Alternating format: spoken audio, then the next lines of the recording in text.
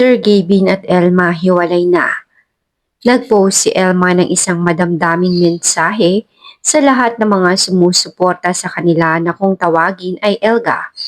Dito, nagpakatotoo na si Elma at sinabi sa publikong hiwalay na sila ni Sir Gavin.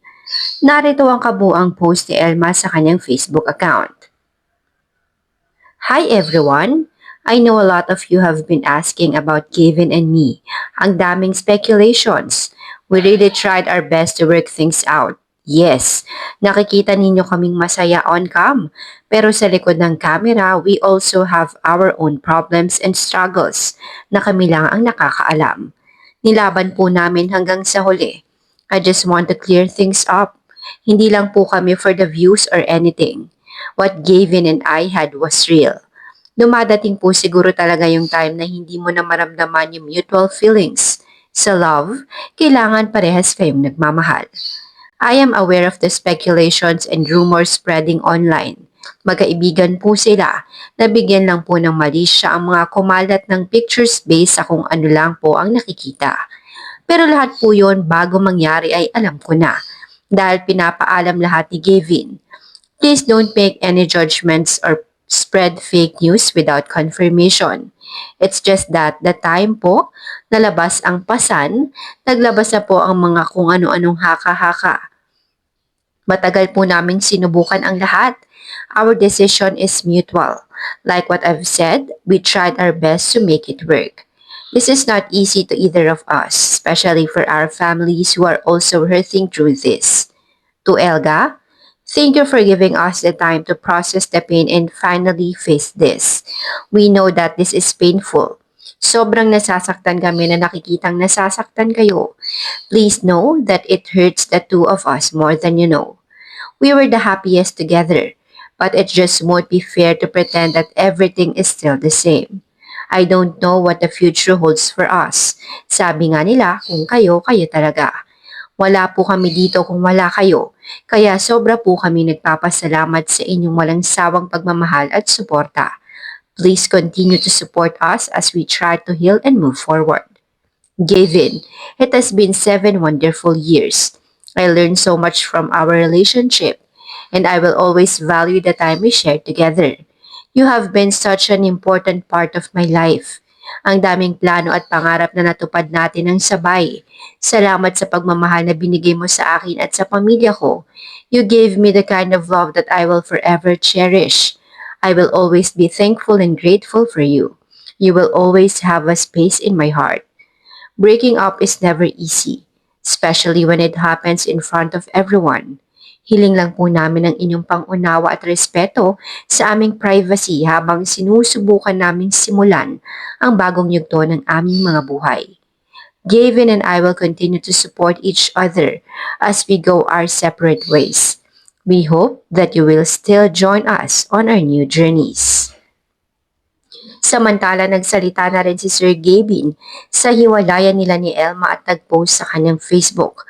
Narito naman ang kanyang pahayag. Hindi biro ang 7 taon na saya at pagmamahal, kaya hayaan niyo kong ipaliwanag sa huling pagkakataon ang lahat.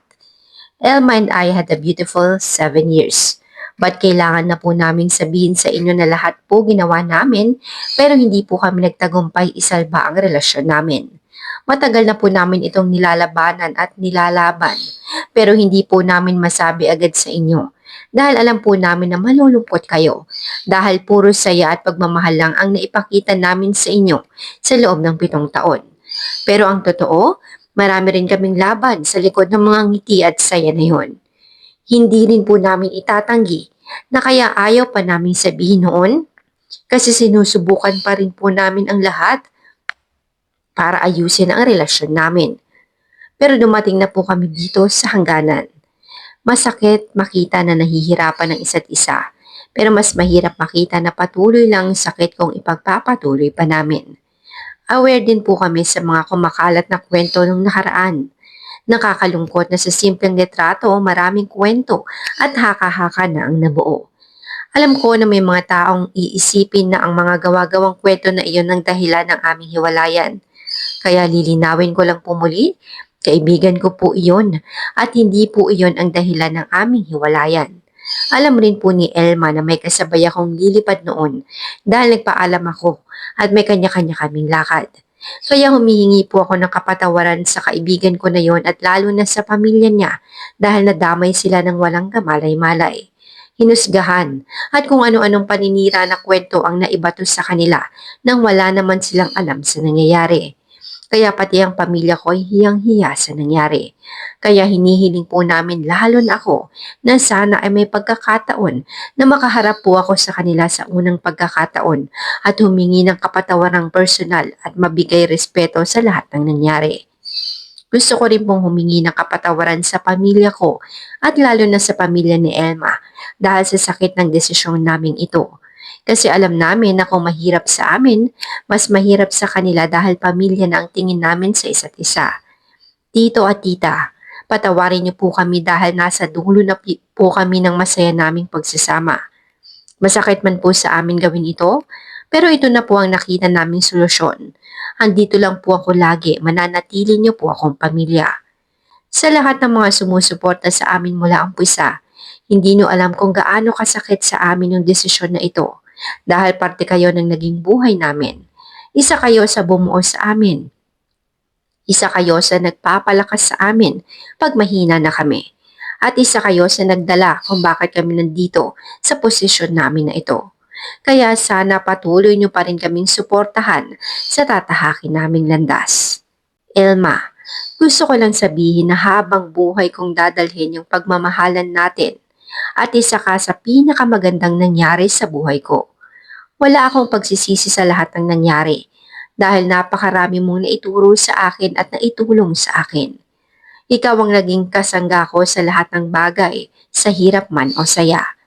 Natapos man ang lahat, pero ang saya ko lang na ang dami nating narating na magkasama at mga plano na natupad. Nasaksihan ko kung paano mo nabuo ang mga pangarap mo, kung gaano ka kasipag at kabuting tao. Lahat ng mayroon ka ngayon ay pinaghirapan mo. Saksi ako na maaga kang nagigising at umaga ka na rin natatapos magtrabaho sa kung paano mo inahon yung sarili mo at pamilya mo sa hirap. Kung mayroon man akong ambag o naitulong sa tagumpay mo, siguro yun lang ay ang suporta ko sa'yo. Pero lahat yan, ikaw ang may gawa. Proud ako sa'yo mula umpisa hanggang dulo. Ayoko magsalita ng tapos pero hindi naman natin alam kung anong pwedeng mangyari sa hinaharap. Basta ako, I will never forget you and I will always be here for you. Susuportahan at papalakpakan kita kahit nasa malayo ako. At gaya ng sabi mo, ako din. You will always have a special space in my heart. Sana po ay respetuhin ninyo itong naging desisyon namin at let's keep moving forward. Patuloy po namin susuportahan ng bawat isa at ganun din po sana kayo sa amin. Every story has an end, but in life, every ending is just a new beginning. Iyon nga kabuang statement ni Sir Gavin at Elma sa kanilang hiwalayan. Sa ngayon, wala pang mga recent videos na ina-upload ng mga ito sa kanilang mga Facebook account.